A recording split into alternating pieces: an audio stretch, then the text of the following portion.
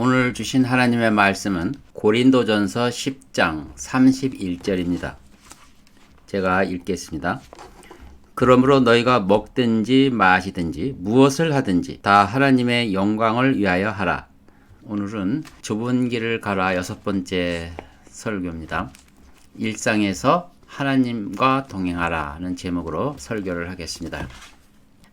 대부분 한국교회 성도들은 신앙과 일상 사이에 커다란 벽을 쌓는 그런 잘못된 사고를 가지고 있습니다. 그래서 가치 있는 삶은 신앙 영역에 두고 삶의 영역을 국한하는 그런 사고방식을 가지고 있습니다. 그런데 우리가 일상생활은 피할 수 없는 것이기에 이 일상에 대해서는 덜 가치 있는 것으로 생각해서 소홀히 하게 되는 것은 필연적인 것입니다. 이런 이중생활하는 사람들이 한 가지 간과하고 있는 것이 있습니다. 예수 믿는 사람은 어디를 가든지 티가 납니다. 성경에서는 이를 그리스도의 향기라고 표현하고 있습니다. 그러므로 그런 사고를 가진 그리스도인들은 세상으로부터 예수님을 욕되게 하는 그런 결과를 낳게 되는 것입니다. 다니엘은 자신이 원치 않는 일을 하고 자신이 섬기고 싶지 않은 사람을 위해서 평생을 일했습니다. 그러나 그는 상황을 믿음의 눈으로 보았습니다. 하나님께서 다니엘을 우상 섬기는 바벨론 제국으로 인도하신 것을 그는 믿음의 눈으로 바라봤습니다. 다니엘은 소명으로 여기면서 그 삶을 하나님 안에서 진지하게 살았던 것입니다. 그 다니엘의 처지를 우리에게 적용해 봅시다. 우리는 흔히들 교회에 은혜 받으러 간다고 말합니다.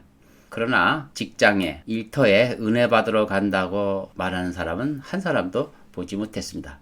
어떤 이는 일터에서 신우회를 조직하고 또 거기서도 영과 속을 나눕니다. 그런 잘못된 사고가 교회에서 직장까지 또 확장되는 것입니다. 저는 이 신우회 조직이 의미가 없다는 것이 아닙니다. 직장에서 해야 할 하나님의 일은 직장에서 맡은 자신의 일을 충실히 하는 것이 우선이라는 뜻이죠. 신우회를 조직하면서 막상 많은 사람들에게 지탄받는 일을 하는 사람들이 많이 있었거든요. 직장 업무는 나의 경험과 내 지식과 내 상식으로 처리하고 예수님을 개입시키지 않는다면 그것은 바로 예수님을 업무 영역 밖으로 소외시키는 거나 다름이 없습니다. 요즘은 사탄이 전략을 바꾼 것 같습니다.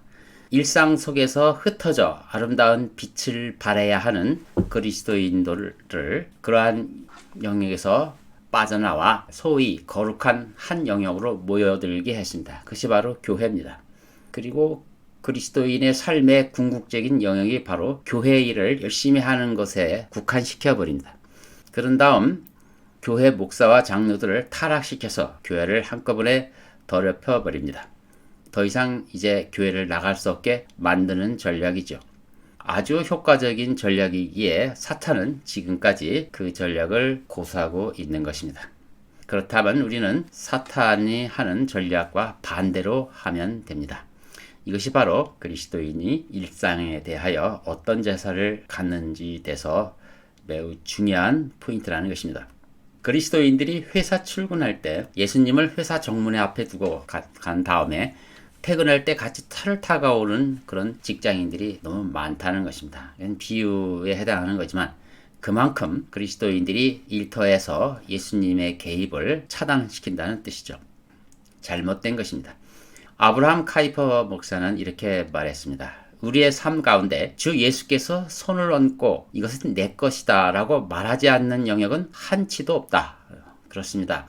예수님은 모든 영역에서 주인 되시는 분입니다. 한국교회 성도들은 대부분 잘못된 신앙에 빠져 있습니다. 이제 이런 나쁜 생각들을 버려야 할 때입니다. 우리가 모르는 사이에 쌓여진 영적인 것과 세속적인 사이의 벽을 이제 허물어야 합니다. 신앙과 일상 사이에 커다란 장벽을 허무는 일은 생각보다 쉽지 않습니다. 마음 먹은 것만 가지고 안 된다는 뜻이죠. 이것은 일상생활에 직접 개입을 하여 순간순간마다 기도로 자신의 잘못된 생각을 허물어 나가야 된다는 뜻입니다. 우리가 기도 제목에 회사 관련 업무를 포함시키지 않는 것은 어떤 뜻일까요? 교회에서는 회의 때마다 기도하고 마치 신앙적인 것처럼 행동하면서도 사무실에 앉아서는 기도하지 않는 것은 또 어떤 이중적인 태도입니까? 신앙과 일상 사이의 이 두꺼운 벽은 그러므로 순간순간 기도로서 허물어야 합니다. 여러분이 공문을 작성할 때, 또 상관을 만나러 갈 때, 새로운 일을 시도하고자 할 때, 아이디어를 짜내야 할 때, 전략회의에 참여할 때, 우리는 반드시 예수님을 개입시켜야 합니다. 조용히 기도하고 하나님의 도움을 간절히 구해야 합니다. 성도가 회사 일에 예수님을 개입시키는 것 자체를 싫어한다면 예수님은 아직도 당신의 주인 되시지 않은 것입니다. 목사는 강단에서 계속해서 세상 일은 썩어질 것이고 교회 관련된 일은 영원한 가치가 있으므로 더욱 시간을 내서 힘을 쏟으라는 설교를 자주 합니다. 이 설교를 들으면 누구든지 영적인 일이 영원하고 가치 있는 일이라고 생각할 것이며 그로 인하여 설교대로 살려고 하지 않겠습니까? 결국은 직장일은 대충 하고 많은 시간과 정력을 교회 관련 일에 투입하려고 할 것입니다. 그때 저는 기도했습니다. 목사 주장대로 교회 일이나 일상 일이 하나님께서 보실 때 차별이 있고 격이 다른 것이라가 과연 그것이 맞는 것인가를 물었습니다. 그리고 기도했습니다.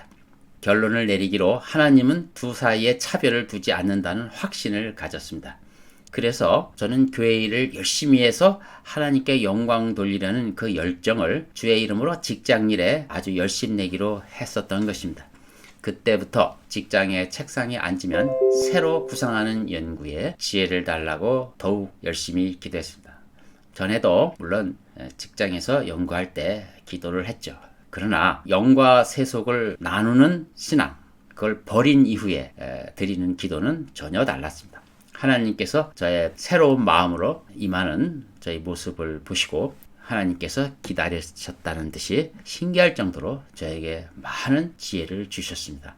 그 이후 매우 괄목할 만한 성과를 내었던 것입니다. 제 연구 분야의 국내 최고의 전문가가 되었습니다. 그때 이후 성과는 그 전보다 훨씬 진전이 있었던 것입니다. 하나님은 영과 속을 나누지 않는다는 사실을 저는 체험한 것입니다. 여러분도 이 문제에 대해서 고민하신다면 하나님께 내어놓고 기도해 보십시오.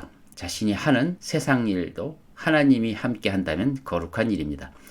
세상 일은 잠깐 필요한 일이고 주의 일은 영원한 가치가 있다는 생각 그 자체, 그것을 고수하는 한 하나님의 역사하고자 하는 영역을 여러분 스스로 제한하는 것이기 때문에 하나님은 그곳에 개입하실 수가 없는 것입니다.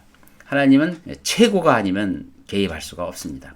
그것이 바로 하나님의 일이라고 해야만 하나님이 적극적으로 개입하시는 것입니다.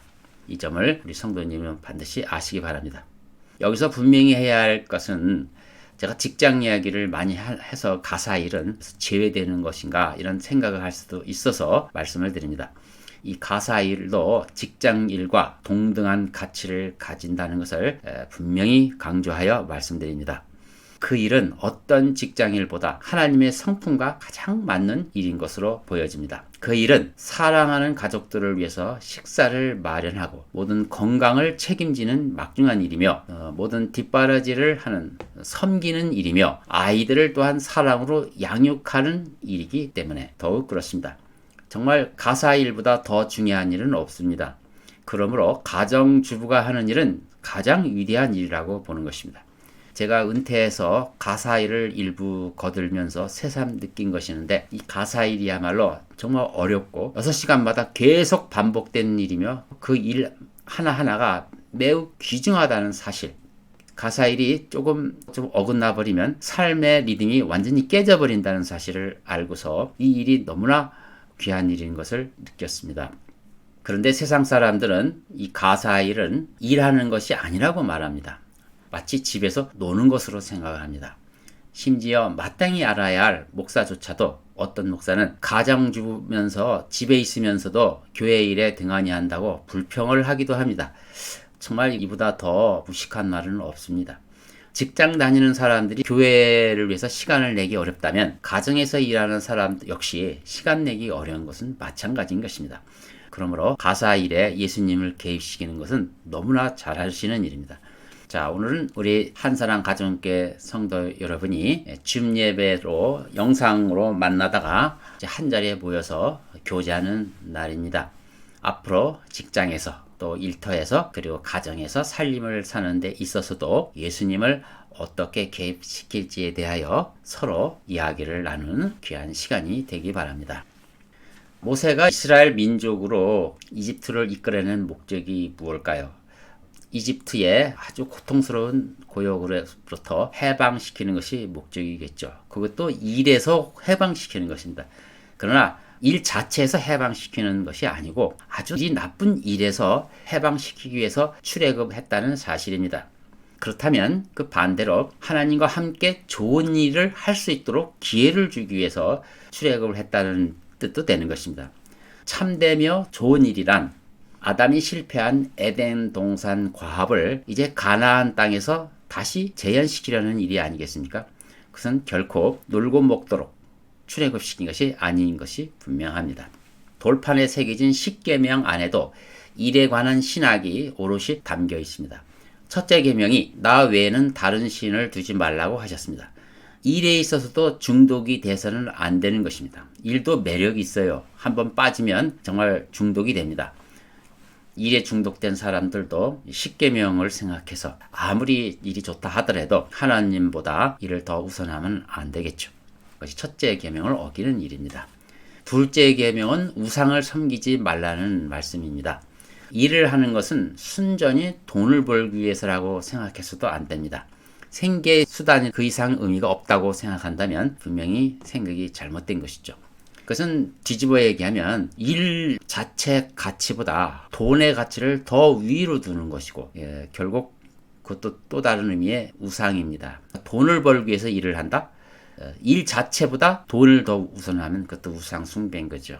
이 성숙한 그리스도인은 이 문제를 잘 분별할 수 있는 지혜가 있을 줄 압니다.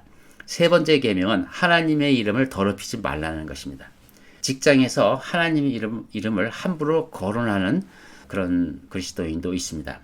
뿐만 아니라 행실을 조심하지 않고 하나님을 욕되게 하는 것이 많습니다. 이 모든 평판은 사람이 일을 통해서 이루어지는 거거든요. 넷째 계명은 안식일을 거룩하게 지키라는 것입니다. 그리스도인들은 전통적으로 일요일을 경배 시간으로 정해서 쭉 지켜왔습니다. 6일 동안 열심히 일하고 하루를 하나님과 함께 쉼을 얻는다는 뜻 아닙니까? 이것은 예배하는 날이 다른 날보다 더 가치 있는 날이라는 뜻을 말하는 게 아닙니다. 이원론에 빠진 사람들은 주로 그렇게 생각해 경배를 최고의 날로 보고 다른 날보다 훨씬 가치 있는 날로 여기는 것입니다. 어떤 날이 어떤 날보다 더 가치 있다고 말하는 것은 신약 성경에서는 있을 수 없는 일입니다. 그럼 이게 무슨 뜻인가?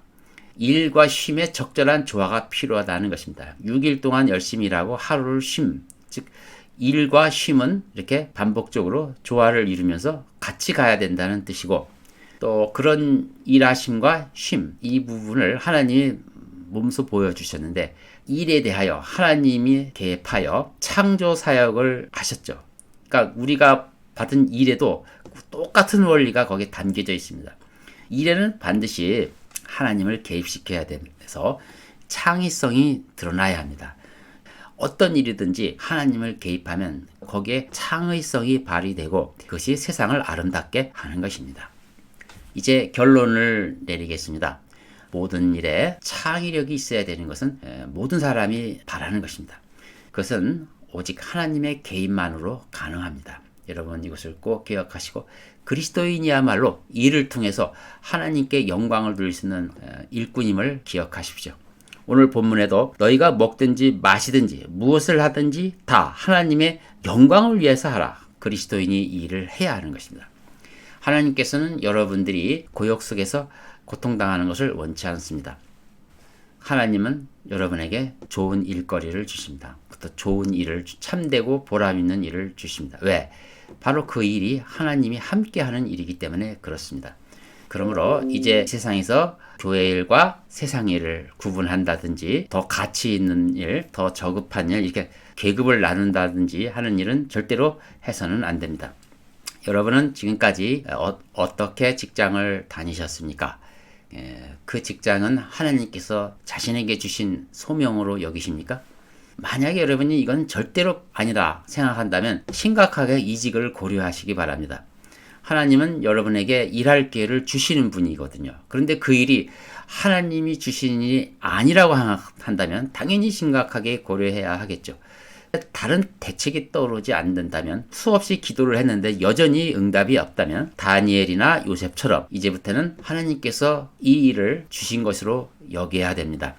그곳에서 하나님의 뜻을 따라 사는 것이 하나님의 영광을 위해서, 결국 하나님의 깊으신 뜻을 알게 되는 것이죠. 반드시 하나님은 여러분을 실망시키지 않을 것이며 하나님의 큰 역사가 일어날 것입니다. 오늘은 그리스도인들은 어떤 자세로 일을 임해야 되는지를 말씀을 드렸습니다.